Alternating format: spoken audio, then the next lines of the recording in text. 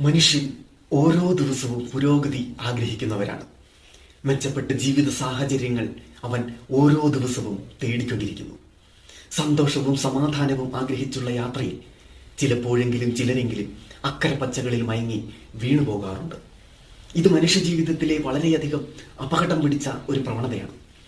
സ്വന്തം പിതാവിന്റെ കഷ്ടപ്പാടുകളെ തിരിച്ചറിയാനാകാത്ത മക്കൾ കൂട്ടുകാരുടെ പിതാവ് മധുരം കൊടുത്താൽ മയങ്ങി വീഴുന്നു.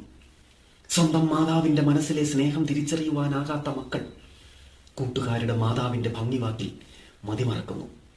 സ്വന്തം കുട്ടികളിൽ അന്തർലീനമായ കഴിവുകളെ തിരിച്ചറിയാനാകാത്ത പിതാവ് മറ്റുള്ളവരുടെ മക്കളിലെ കഴിവുകളെ വാഴ്ത്തിപ്പാടുന്നു. സ്വന്തം മക്കളുടെ മനസ്സിന്റെ മനോഹാരിതയെ തിരിച്ചറിയാനാകാത്ത മാതാവ് മറ്റുള്ളവരുടെ മക്കളിലെ മത്സരബുദ്ധിയെ വാനോളം വാഴ്ത്തുന്നു.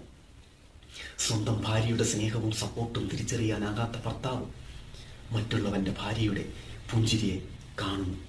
സ്വന്തം ഭർത്താവിന്റെ കെയറിങ്ങും ലാളനയും തിരിച്ചറിയാനാകാത്ത ഭാര്യ മറ്റുള്ളവരുടെ ഭർത്താവിന്റെ മധുരവാക്കിൽ മയങ്ങി നിൽക്കുന്നു.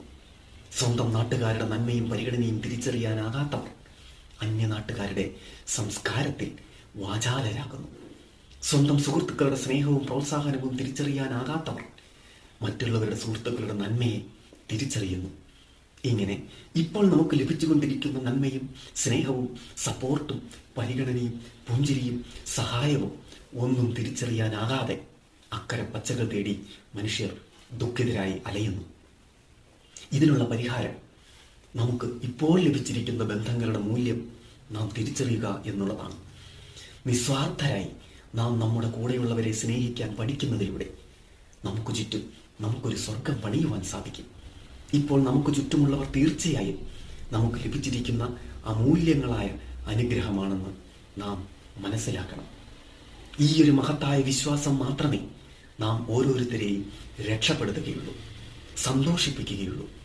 ഇപ്പോൾ നമ്മുടെ കൂടെയുള്ളവർക്ക് പകരം മറ്റാരെങ്കിലുമായിരുന്നു എങ്കിൽ ഇതിലും എത്രയോ വലിയ പ്രശ്നങ്ങളിലൂടെ നാം കടന്നു പോകുമായിരുന്നു എന്ന് മനസ്സിലാക്കുന്ന നിമിഷത്തിൽ യഥാർത്ഥ സന്തോഷം നമ്മുടെ മനസ്സിൽ പൂത്തുലയുവാൻ തുടങ്ങുന്നു.